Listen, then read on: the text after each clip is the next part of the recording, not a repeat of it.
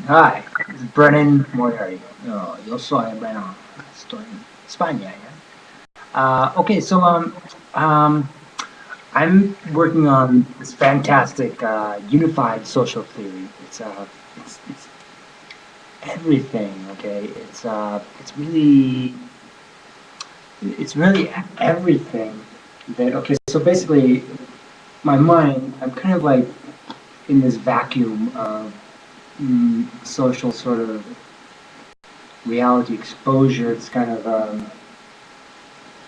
like I'm seeing everything, but you know, I'm mostly seeing basically the statistic, what I call the bottomless pit, that the limbo, stuck in that limbo, and you're kind of like it's like you're trying to unlock the key with lingo, right?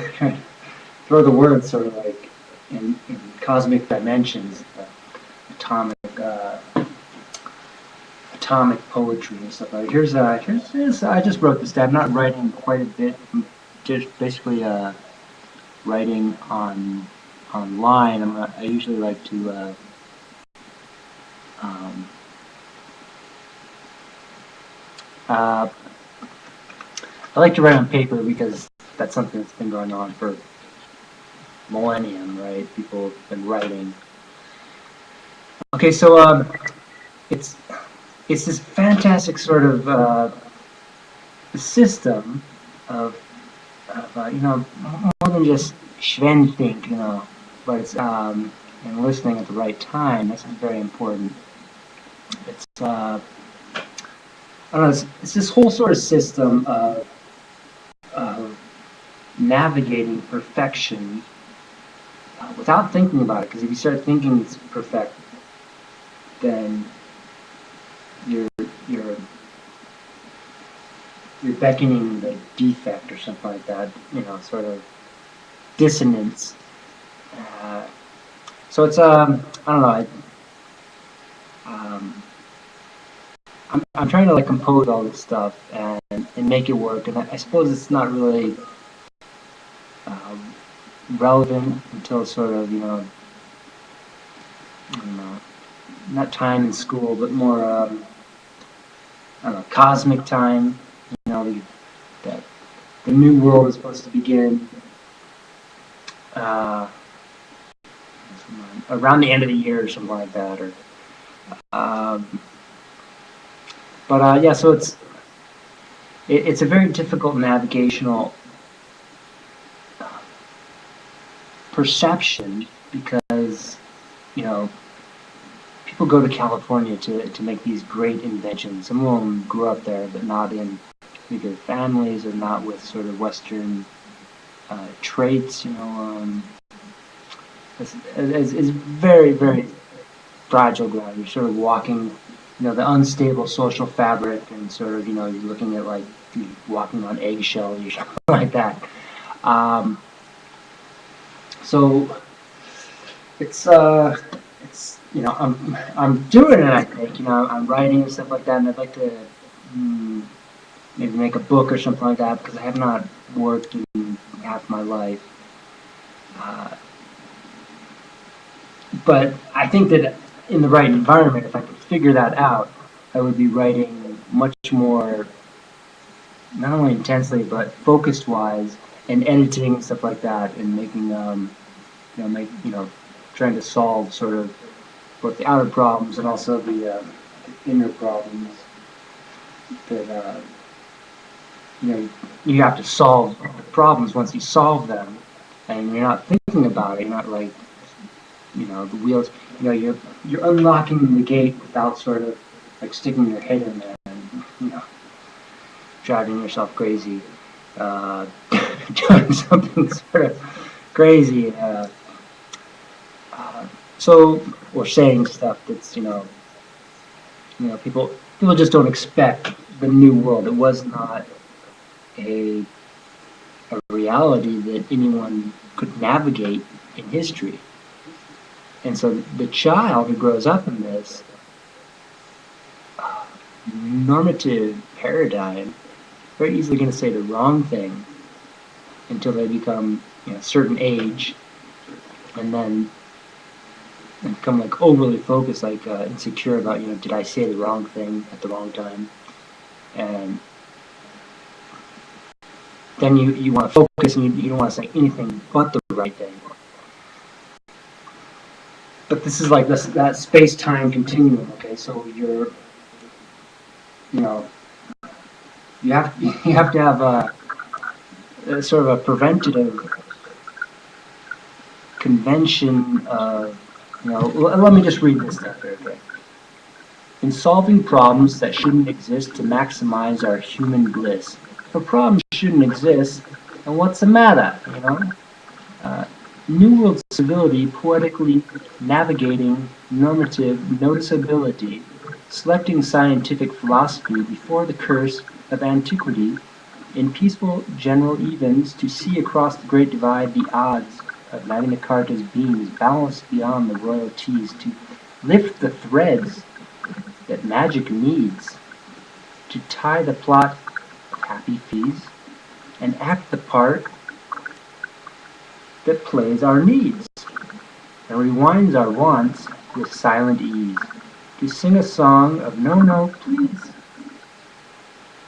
The governed tent applies the teams, heaven sent to spell release, in more algebraic actuality, from less primitive slavery, changing danger geographically, where civility loves the means, elevated across above decrees, I'm losing there, and distribution and distractions priming my brain to freeze. So sometimes I'm going, and a lot of times you have to like write very rapidly. So it's like I don't even have a desk, okay? Um, but you have to like literally like take that shorthand writing and kind of like because it's like gone if you um, start focus on spelling some word in the earlier part of this segment. So you have to have that that system. So okay, so let me that's kind of a segue to the focus in the future, vehicles of the future. Will the robots take over? Will we sort of will the robots take over? And that's just kind of like that. Um, the thing is, machines, we already use them, but they have our psyche controlling them. So our psyche is easily degenerative.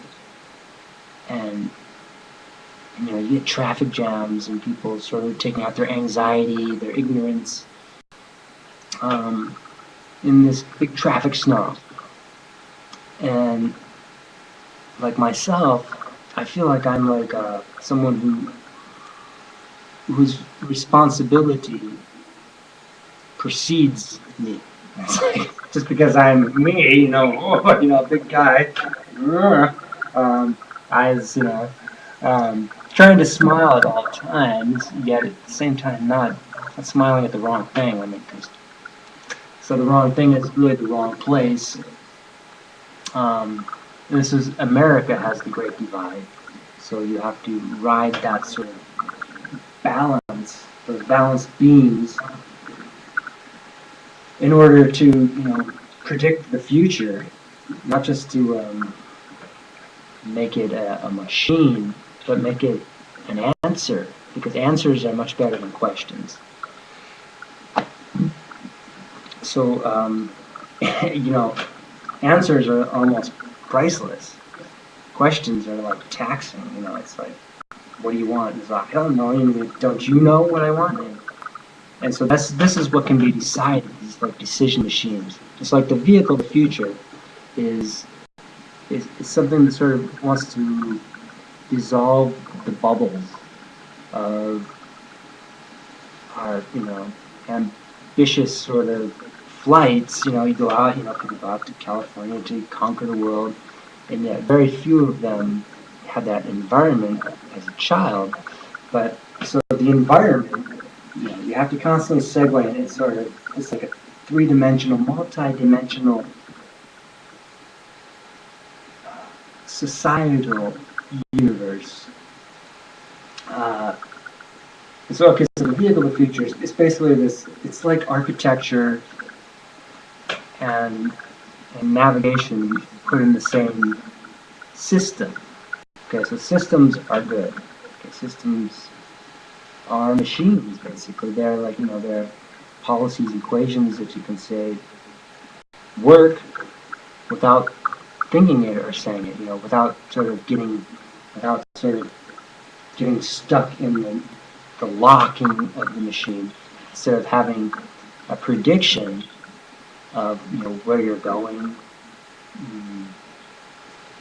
and how your emotional energy can be used as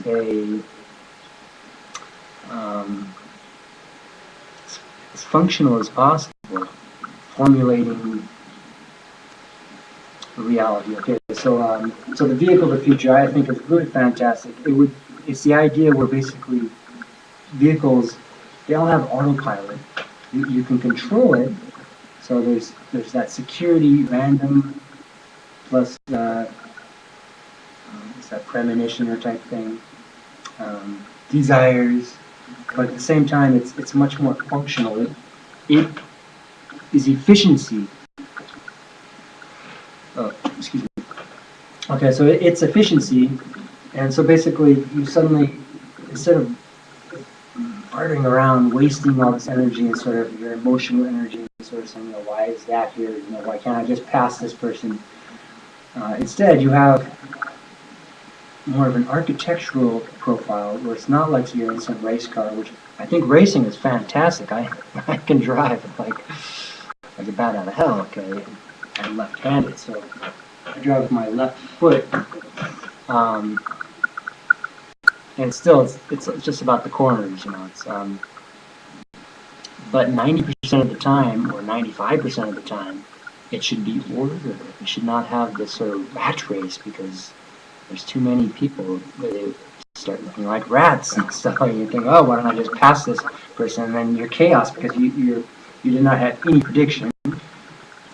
And so this really, the bubble, okay, so the bubble, the real estate bubble, the traffic bubble, inside traffic jam is really just a bubble. People thought, oh, I can do this, do whatever I want, and sort of become a winner or something like that, because I saw someone else, or I did it before. But the future is always changing. We're always sort of out thinking, the boom and the bust. So the vehicle of the future is saying, okay, forget the machine. People get their hands on the machine, they get all this power, and they get corrupted. Okay, and so you get this chaos. What is most important, the destination, normally is general happiness. Okay, so general happiness is this fantastic, like a breath of fresh air that you would perceive on the far side, California. Are the kids happy? And so general happiness is this ultimate sort of anti-machine that says, okay, nature suddenly has this dynamic function of love and adapting the most desirable realities, okay? And selling that point, making sure that people know that is what humanity is all about. It's about taking the most desirable elements and putting them where they should be. And this is something that we cannot think about. We can only feel this. We can only feel happiness and normalcy. Cannot think about it because you're blowing bubbles. Your mind's getting all gigantified, and so there's a lot of help out there, but it has to be connected. And so the vehicle of the future is about doing that with an architecturally highly functional format. And I don't want to just give philosophy, but basically, components, actual form of the visionary is to identify the components and to make sure that not only do they go through the keyhole like magic, but that they also, see, I just lost my thought, that they're reusable and universally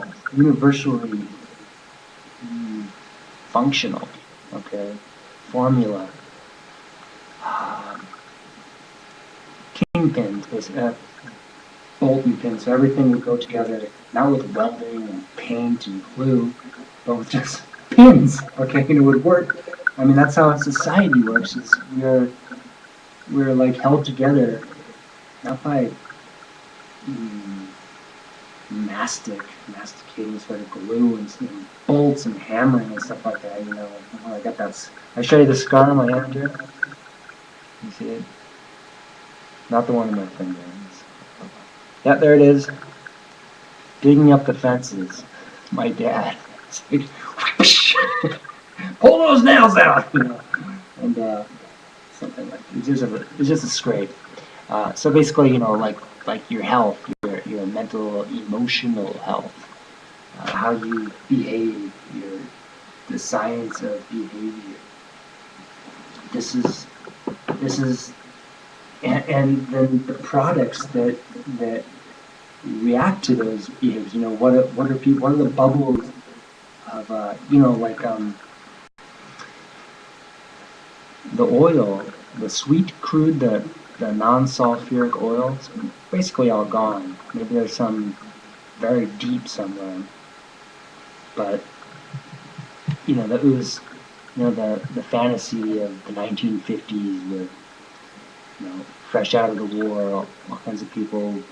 It was like a new, I don't know, the whole sort of evolution of technology and navigation, highways. So it's I'm trying to focus on the dynamic functions and creating pleasant, interesting poetry, of course. But I'm like, that's all I'm focused on. Where I am, how I'm going to focus on that is a total. It's like a mystery. It's it's the decision machine. Chaos and the speculative dream, and then there's also like extreme, excessive order, which when the Romans built the world by having rules and stuff like that, by and so this whole unified social theory is really fantastic, and it was trying to change the world. Okay, so let me paint a picture here for you. Let's say there's this vast plain, and you're like an angel, or kind of like a feather floating along a balloon, a red balloon maybe. And there's this mist of time all around you. In the back, you can see a few distant volcanoes of history, of events, geographic uplifts and stuff like that. And then suddenly, your direction is clarified without you thinking about, without you going, "Ooh, I think I know." Instead, you're using theory. You're simply guiding by the stars and theory. And suddenly, as you go along in this correct direction, suddenly you see this mountain that is not it's not an active volcano, but rather it's like this mountain that just goes up forever. It just that's the Tower of Power. And then you look, and as you get closer to this, you look back and you see, there's like a bottomless pit behind you. You can't go back. If you do, you have to have a plan, but it has to be a unified plan, because any blockage in that bottomless pit, and there could be chaos. So everything has to be order. You have to get to the mountain. You have to navigate. You can't just like crash into the mountain because it goes up. You can't go over it. You go around it. I don't know. That's the future. I mean, how can we say these things? But that's that. So I totally hope for I try to focus in on perception and the media. Sort of selling what's good and general happiness. This fantastic sort of universal love, where basically you're not like hunting and gathering. You're civilizing, and you're making sure that everyone is happy. Everyone, from the tiniest little creatures to people who are, you know, um, creating the peace and peaceful order. You know, without any sort of chaos, without any sort of like excessive speed, or without slowing down. Okay, so I'm trying to focus in. I'm trying to make sure that I keep in tune, and that I do all that and stuff, and it's just about me basically stabilizing, because I realize for many years now that people see me as that role model, that intelligent decision type of guidance, and so I have to like find that sort of stabilized position where I'm not trapped, I'm not sort of sweating, um, and yet we're the focus on that sort of that plane, that giant future that basically leads to heaven. If you approach it in the right way, you don't sort of like you're not like chaos as you're approaching the good stuff. Not undermining as well, because anything can be undermined, environments. Um, so that's I like to say it's not a lot, it's everything. And it's all these like components. Basically, it's you can't really tell what's behind you. Basically, if you're in a vacuum and there's a sphere, there's like a constellation, and you're trying to somehow focus it, it's very daunting to do that. But it can. The future is predicted that it can be done, and that we need sort of a philosophical science to guide us. Philosophy with science, and without the excessive sort of aggro stuff. Okay, so that's Brennan Nano. And yes. Okay, so please stay tuned. I will try to make some relevant calls and navigation sort of. Anytime I think about it, it's like, geez, it's like I derail myself, and then I start like, but that's because that's the past, and the past is of intrigue, as the only thing we really know. The present is just kind of happening. People are smiling, or kind of like thinking, but thinking is can make you crazy. So you have to have systems of peaceful order that just that realize the past, and that the spatial geography of everything, and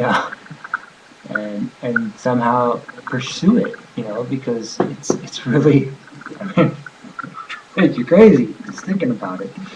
But at the same time, it's possible. It's just that it's it's a system that needs to be developed, and anyone who says please gets nothing unless if they're on their knees or whatever, like looking for cheese. Okay, so okay, thank you, and I'll keep trying and hopefully not thinking.